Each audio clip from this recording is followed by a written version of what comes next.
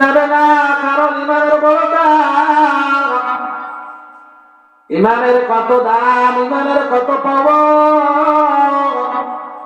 এ মুসলমান, আল্লাহর গোলাম মুমিন ভাই, ইমানের এত দাম, এত দাম। আল্লাহ তাআলার হাবিব পয়গম্বর সরকারে দো আলম নবী হাদিসের মধ্যে বলে, ইমানের এত দাম, কিয়ামতের ময়দানে আল্লাহ তাআলা রব্বুল আলামিন এক বান্দার হিসাব নেবেন। হিসাব নেওয়ার পর বান্দাকে আল্লাহ পাক জিজ্ঞাসা করবেন, বান্দা তুমি এই গুনাহ করেছো? বলবে হ্যাঁ হ্যাঁ করেছি। আল্লাহ বলবেন ওই গুনাহ করেছো? বলে হ্যাঁ করেছি। আল্লাহ তাআলার কাছে সব গুনাহগুলো স্বীকার করেছে। এবার বান্দা মনে মনে চিন্তা করে, আমি আর জাহান্নাম ছাড়া আমার অন্য কোন স্থানে জায়গা হবে না, জাহান্নাম ছাড়া আমার আর উপায় নাই। এতগুলো গুনাহ করেছি, সব গুনাহগুলো আজকে আল্লাহ তাআলার কাছে ফাঁস হয়েছে। এবার আমার আর জাহান্নাম ছাড়া কোনো উপায় নাই। আল্লাহ সেদিন বান্দাকে ডাকবে, বলবেন রে গোলাম, আমি আল্লাহ আজ এক যারা পরিমাণ কারো উপর জুলুম করব না।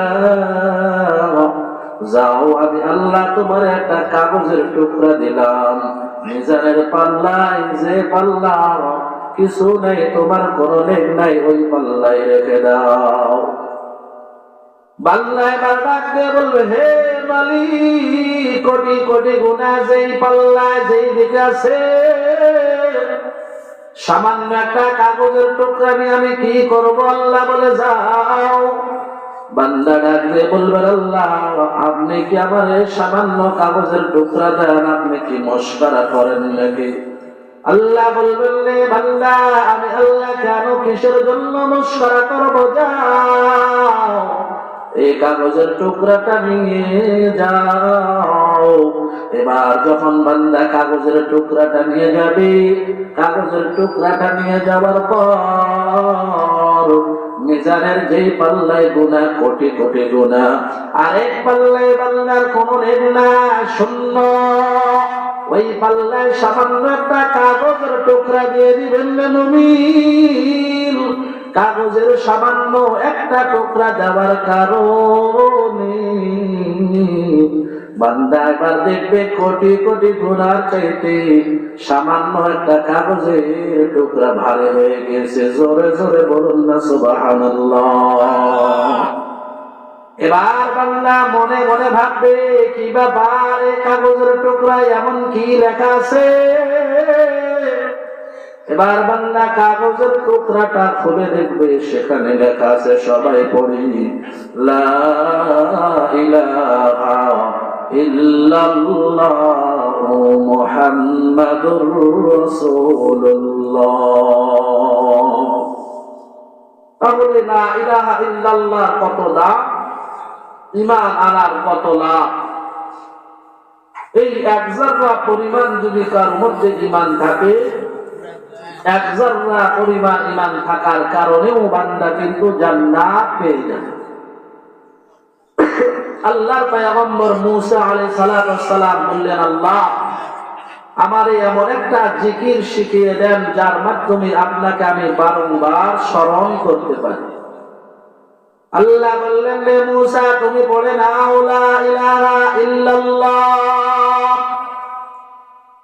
আল্লাহর পয়গম্বর মূসা আলাইহিস সালাম বলেন, আল্লাহ এমন একটা বাক্য শিখতে চাইলাম, এমন একটা জিকির শিখতে চাইলাম, যে জিকিরের মাধ্যমে আপনাকে স্মরণ করতে পারি। লা ইলাহা ইল্লাল্লাহ জিকিরটা তো পৃথিবীর সব মানুষ জানে।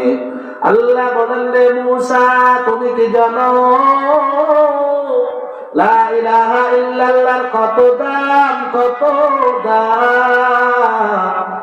সারা পৃথিবীর মধ্যে যা কিছু আছে, 7 আসমান 7 জমিন যদি এক পাল্লায় রাখা হয়, রে মূসা, আর লা ইলাহা ইল্লাল্লাহর যদি আরেক পাল্লায় রাখা হয়, দেখা যাবে লা ইলাহা ইল্লাল্লাহর পাল্লা ভারী হয়ে গেছে।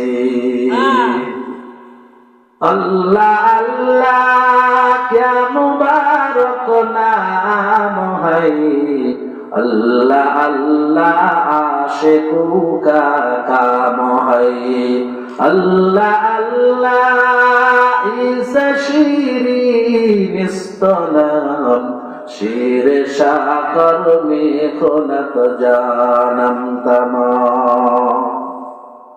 তাহলে ঈমান আনলে, ঈমান মানুষের মধ্যে যদি থাকে, লা ইলাহা ইল্লাল্লাহ জিকির যদি করি, লাভ আছে না লস আছে ভাইজান? বলেন লাভ না লস? লাভ। কারণ লা ইলাহা ইল্লাল্লাহর এত দাম।